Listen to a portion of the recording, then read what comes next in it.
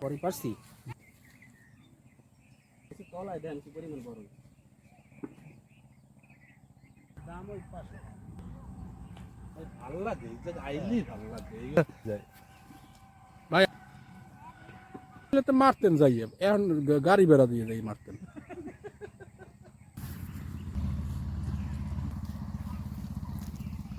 ভাই বড়ই খান কেন ভাই